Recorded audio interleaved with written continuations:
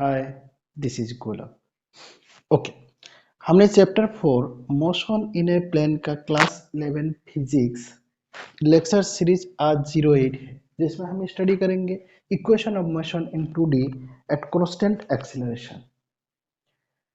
इससे पहले हमने चैप्टर नंबर 3 में motion in a straight line में भी यही चीज स्टडी किया, तो दोनों में हम डिफरेंशिएट करेंगे जिससे हमें इजीली अंडरस्टैंड होगा। बाकी टर्मिनोलॉजी सेम है, एवरीथिंग इज सेम। जैसे 1D या 2D, सिर्फ 2D में हम x और y यानी कि दो कोऑर्डिनेट की बात करेंगे, इसलिए मैंने इसको दोनों जगह पर लिखा। सबसे पहले हम देख लेते हैं कि अगर कोई ये पार्टिकल है t इक्वल 0, यानी कि जिस टाइम में ऑब्जर्व करो उसको हम क्या माना, t इक्वल 0, टाइम इक्वल 0 है। जिस टाइम हम स्टार्ट किया टाइम इक्वल 0 है, उसका पोजीशन वेक्टर r0 है, यानी कि ये x डिस्प्लेसमेंट और y डिस्प्लेसमेंट हो गया। 2D की बात कर रहा हूँ। तो आफ्टर टाइम t में इसका पोजीशन ये है, जिसका पोजीशन वेक्टर है, तो डिस्प्लेसमेंट कितना होगा, हमने ऑलरेडी डिस्प्लेसमेंट के बारे में स्टडी किया है, यानी कि ये होगा डिस्प्लेसमेंट r माइनस r0, ये होता है। यानी t इक्वल 0 में position vector r0, initial velocity उस टाइम अगर हमने इनिशियल वेलोसिटी देखा ये वो, final velocity after t time में v और पोजीशन ये है। क्लियर हो गया? तो डिस्प्लेसमेंट हमारा डेल्टा r माइनस r0 है। और ये जो वेलोसिटी चेंज हो रहा है, change in velocity, rate of change of velocity is called acceleration. इस केस में कांस्टेंट एक्सीलरेशन, क्योंकि जो भी इक्वेशन हमने बना एक कांस्टेंट एक्सीलरेशन की केस में इक्वेशन वैलिड है, अदरवाइज नॉट। क्लियर हो गया? तो स्ट्रेट लाइन में हमने ऑलरेडी स्टडी किया है final velocity equal initial velocity plus acceleration into time, v equal u plus at। जिन्होंने देखा नहीं तो चैप्टर नंबर 3 उसमें ऑलरेडी हमने इन तीनों इक्वेशन को डेराइव करना भी सीखा। जिन्होंने देखा नहीं you can go through, playlist में है, ऑलरेडी प्लेलिस्ट में लिखा हुआ है कि चैप्टर नंबर 3। अभी हम पढ़ रहे हैं चैप्टर नंबर 4, इसका भी प्लेलिस्ट है। तो चैप्टर नंबर 3 में प्लेलिस्ट में जाके वहां पर देखना है मोशन ऑफ इक्वेशन का एक्सप्रेशन या derive of motion of equation of motion, यानी कि derive of equation of motion. ये अगर सर्च करें उसमें देखेंगे तो प्लेलिस्ट के अंदर किसी ना किसी एक लेक्चर में मिलेंगे, ठीक है? तो उनमें जाके देखना। तो हमारे पास already v equal u plus at, s equal u t plus half v square u square plus 2s है। v क्या है? Final velocity. e क्या है? Initial velocity. t टाइम है, ठीक। ये हो गया एक्सीलरेशन। इस केस में कांस्टेंट एक्सीलरेशन हमने ऑलरेडी स्टडी किया। इसमें क्या फर्क है? सेम है, फॉर्मूला सर सेम, सिर्फ क्या डिफरेंस है, हमने इसको दो कोऑर्डिनेट पे कन्वर्ट कर दिया, यानी कि b equal u plus eighty. तो इस b को अगर यहाँ पर कोई वेलोसिटी है, हमारे पास एक वेलोसिटी ये है, इस वेलोसिटी को मैं x डायरेक्शन और y डायरेक्शन में रिजॉल्व कर सकता हूँ। तो वही रिजॉल्व किया हुआ है x डायरेक्शन में। तो अगर x डायरेक्शन का वेलोसिटी फाइनल वेलोसिटी होगा तो x डायरेक्शन का इनिशियल वेलोसिटी हम कंसीडर करेंगे और एक्सीलरेशन भी x डायरेक्शन का कंसीडर करेंगे। टाइम दोनों के लिए साइमल्टेनियसली सेम है, क्योंकि ये वाला इस पोजीशन में अटेंड करने के लिए x में जितना टाइम लगा y में उतना ही टाइम लगा ना, साइमल्टेनियसली हुआ। इसलिए मोशन इन 2D को हम ट्रीटेड करते हैं, कंसीडर करते हैं मोशन इन 1D। क्या मानते हैं?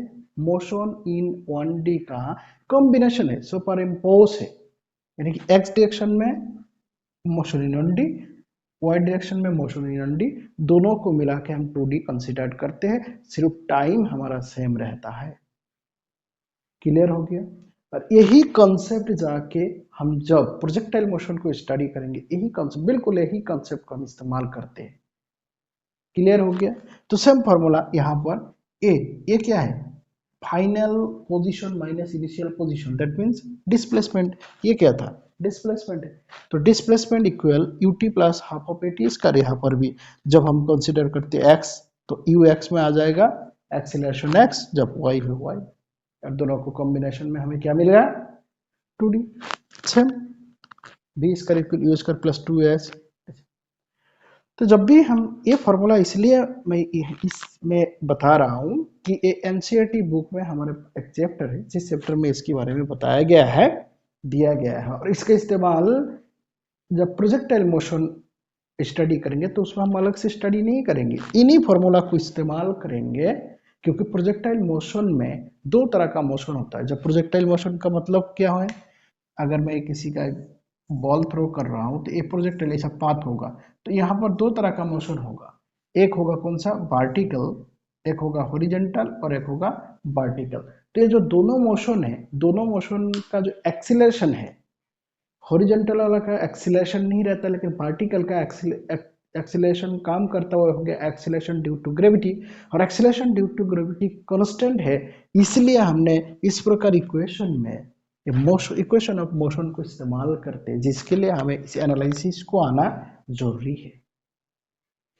इसी से इन इसका इस्तेमाल करते हुए हम एक न्यूमेरिकल करेंगे, तब हमें क्लियर होगा कि इसका इस्तेमाल यूटिलाइज कैसे करते हैं। तो ये पॉज करके नोट डाउन करो, क्योंकि मैं इस पोजीशन में न्यूमेरिकल करूंगा। ठीक है, क्वेश्चन इस प्रकार दिया हुआ है कि एक पार्टिकल प्लेन में चल रहा है, दैट मींस 2D, जिसका इनिशियल टाइम में उसका इनिशियल डिस्प्लेसमेंट 0 यानी कि ओरिजिन से स्टार्ट हुआ है। अगर मैं कोई पार्टिकल कंसीडर कर लूँ, ओरिजिन से स्टार्ट हुआ, इसका मतलब क्या है, t इक्वल 0 पे उसका पोजीशन क्या है, 0। इसका जो इनिशियल वेलोसिटी 10 जे कैप, यानी कि y डायरेक्शन में वेलोसिटी, x डायरेक्शन में वेलोसिटी नहीं है, जे कैप का मतलब यही है। अगर मैं इसको लिखना चाहता हूँ, ऐसे लिख सकता हूँ, यानी कि इसका इस इनिशियल वेलोसिटी का भी दो कंपोनेंट होता है, x और y। तो x में हमारा कितना है, 0, y में कितना है, 10 है। इसका यही मतलब है आई जे का। क्लियर हो गया, ओके। उसके बाद एक्सीलरेशन दिया हुआ 8 आई कैप प्लस 2 जे कैप, एक्सीलरेशन कांस्टेंट है। जैसे ही कांस्टेंट बोल दिया, इसका मतलब इस तीनों इक्वेशन में से कोई सा भी इक्वेशन हम यूज कर सकते हैं अकॉर्डिंग टू कि हमें दिया क्या हुआ है और क्या निकालने के लिए बोला है। क्वेश्चन विजुलाइज करना बहुत जरूरी है। क्वेश्चन अगर समझ में आ गया, दैट मींस हमें आंसर भी आ गया। दोबारा बोल रहा हूँ, एक पार्टिकल, एक ऐसा नहीं दिया रहेगा, लिखा हुआ है, स्क्रिप्ट में है कि कोई एक पार्टिकल इसका ओरिजिन से यानी कि टाइम इक्वल 0 और ओरिजिन से स्टार्ट होकर है, जिसका इनिशियल वेलोसिटी यानी कि इस वेलोसिटी से चल रहा है, और under the constant acceleration A 8 I cap plus 2 J cap, यानी कि एक्सीलरेशन का दोनों कंपोनेंट है, एक्स में 8 है, वाई में 2 है, यानी कि ए एक्स और ए, जब ए एक्स और ए वाई की हमारा बात आएगा तो हम इस प्रकार इस्तेमाल करेंगे। क्लियर हो गया। हमें पूछा जा रहा है कि जब x में डिस्प्लेसमेंट 16 मीटर होगा तो वो टाइम क्या है, कौन सा टाइम में x में डिस्प्लेसमेंट 16, यानी कि इस डायरेक्शन यहां से लेकर यहां तक 16 मीटर आएगा, उसके लिए कुछ टाइम चाहिए, वो टाइम हमको निकालना है उस समय पर। यानी कि x में जब डिस्प्लेसमेंट 16 हुआ तो y में डिस्प्लेसमेंट कितना है, इसमें भी कुछ डिस्प्लेसमेंट होगा।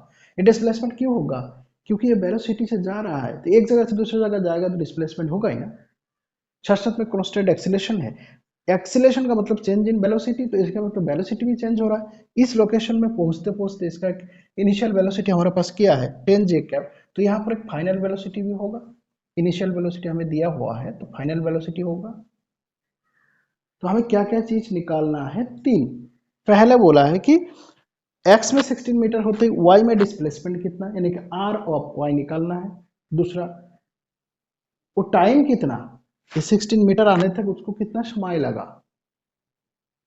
तो सिंस यहां से लेके यहां तक आया तो कुछ वेलोसिटी अटेन किया ड्यू टू द एक्सीलरेशन, वो वेलोसिटी यानी फाइनल वेलोसिटी कितना है और उसकी स्पीड कितना है। ठीक है, वेलोसिटी क्या है और स्पीड क्या है, अभी हम देखते हैं। ओके, तो सबसे पहले हमने एनालिसिस करना, दिया क्या हुआ है आर एक्स, तो हमारे पास कौन सा फॉर्मूला है जो आर एक्स का, ये वाला फॉर्मूला है। इस फॉर्मूला से हम आर एक्स वाला टर्म्स यूज कर लेंगे, यानी कि R X displacement X equal R naught plus U X T plus half of A X T, इसका हम यूज करते हैं। ठीक, फॉर्मूला नंबर आर एक्स। तो हमारे पास लेफ्ट साइड में आर एक्स है, आर एक्स का कितना है 16 मीटर दिया हुआ है, इक्वल आर नॉट क्या है 0 प्लस वेलोसिटी ऑफ एक्स में कितना है 0 into t plus half into a x into t, यानी कि एक्सीलरेशन इंटू एक्स। एक्स का एक्सीलरेशन ये है, ये जो एक्सीलरेशन है दोनों है एक्स और वाई मिला के। तो हमें आई कैप से पता करेंगे कि इसका एक्स कंपोनेंट क्या है 8, इंटू 8 इंटू टी स्क्वायर, इससे कट जाएगा 4, यानी कि 16 इक्वल 4 टी स्क्वायर। यहाँ से हम निकाल सकते टी इक्वल 4 और 4 कट जाएगा, यानी कि 2 सेकेंड, यानी कि हमारा टाइम निकल गया है, एक निकल गया। यहाँ से यहाँ तक आने में कितना समय लगा, टी इक्वल कितना 2 सेकेंड। अभी 2 सेकंड में x में तो 16 मीटर है, y में कितना है वो हम चेक करेंगे, तो वो चेक करने के लिए हम ये वाला फॉर्मूला यूज करेंगे। ठीक है, यूज किया जाए। ओके, तो r ऑफ y इक्वल ये 0 है plus U Y into T, U Y already दिया हुआ है 10 जे कैप, x में 0 है लेकिन y में 10 है, तो हमें लिखना है 10 इंटू टाइम कितना हो गया 2 सेकंड, अभी हमने निकाला, plus half into acceleration y में कितना दिया है 2 है, इंटू टाइम कितना है इंटू 2 स्क्वायर। तो इसको कैलकुलेशन करेंगे तो 20 प्लस ये कैंसिल हो जाएगा 4, यानी कि 24 मीटर है। तो हमारा दो निकाल गया, टाइम निकाल गया और एक वाई डिस्प्लेसमेंट निकाल गया। ठीक है, अभी हमको निकालना क्या, फाइनल वेलोसिटी। तो फाइनल वेलोसिटी का इक्वेशन ये है, ये वाला इक्वेशन, इस इक्वेशन में हम पुट कर देंगे, हमारा आ जाएगा। तो फाइनल वेलोसिटी के लिए यहाँ पर करता हूँ, ठीक है, यानी कि इस जगह पर हम करते हैं। तो final velocity equal initial velocity, initial velocity हमारे पास क्या है 10 जे के प्लस एक्सीलरेशन, एक्सीलरेशन क्या दिया हुआ है 8 आई कैप प्लस 2 जे कैप इनटू टाइम, टाइम क्या है 2 जो हमने निकाल लिया, इस टाइम के लिए निकालना है, ये तो चल ही रहा है। तो हमें ये बताया कि 16 मीटर के टाइम में टाइम कितना है, अगर बोल देता 20 मीटर फिर भी हम निकाल लेते, 100 मीटर फिर भी हम निकाल लेते, टाइम चेंज होगा, टाइम बढ़ते जाएगा तो डिस्प्लेसमेंट चेंज होगा, वेलोसिटी चेंज होगी। तो अभी कितना हो गया 10 जे कैप 16 आई कैप प्लस 4 जे कैप, तो हमारे पास कितना आया, आई कैप इकट्ठा कर दो, यानी कि आई कैप हो गया 16 आई कैप है प्लस 14 जे कैप, ये हमारा वेलोसिटी निकला। अगर वेलोसिटी पूछा जाता है तो ये, अगर स्पीड पूछता है मतलब मैग्नीट्यूड ऑफ वेलोसिटी, इसको मॉडुलस निकालेंगे, एक ये वेक्टर है ना, ये वेक्टर है, तो इसका मॉडुलस निकालेंगे, तो इसका मॉडुलस निकालेंगे वही वाला फॉर्मूला है under root A X square plus A Y square, जो हमने वेक्टर में स्टडी किया, यानी कि इसका under root 16 square plus 14 square, ये कैलकुलेशन करने से आ जाएगा 16 का होता है 256 और 14 का हो जाएगा 196, यानी कि 256 प्लस 196, आंसर आ जाएगा 400 12 52। ओके, और इसका अगर हम निकालते हैं तो 21.26 ये होगा, ये सिंस स्पीड है तो स्पीड का यूनिट होता है मीटर पर सेकेंड है, यूनिट डिपेंड करेगा, बाकी यूनिट क्या है, डिस्टेंस का यूनिट अगर मीटर में तो मीटर पर सेकेंड करेंगे, अगर डिस्टेंस का यूनिट सेंटीमीटर में किलोमीटर है तो उस हिसाब से हमको लिखना है। ठीक है, तो ये हो गया, यानी कि हमारे पास तीन चीज मिला। तो यहां से मिला जुला के हमें कॉन्सेप्ट क्या फील क्या आया, क्या फील आया, यानी कि हम एक कंपोनेंट वाइज निकाल सकते हैं। हमको क्या बोला कि एक्स का वेलोसिटी बताओ, वाई का वेलोसिटी, यहाँ पर देखो, यहाँ ये जो वेलोसिटी, यहाँ पर आके हमने फाइनल वेलोसिटी है, इस जगह पर अगर हमें पूछा जाता है बताओ एक्स डायरेक्शन में वेलोसिटी क्या है, यानी कि हॉरिजॉन्टल वेलोसिटी क्या है, हम निकाल सकते क्या है 60, वर्टिकल वेलोसिटी 14। ठीक है, क्लियर हो गया। तो कंपोनेंट वाइज अलग अलग करना, एक्स और डायरेक्शन को अलग अलग करना, उसी को बोलते हैं मोशन इन 2D बस। तो ये वाला जो ये जो फॉर्मूला हमने अलग से बनाया, जहां जहां मैंने स्टार दे रहा हूं, ये हमारे लिए बहुत इंपॉर्टेंट है।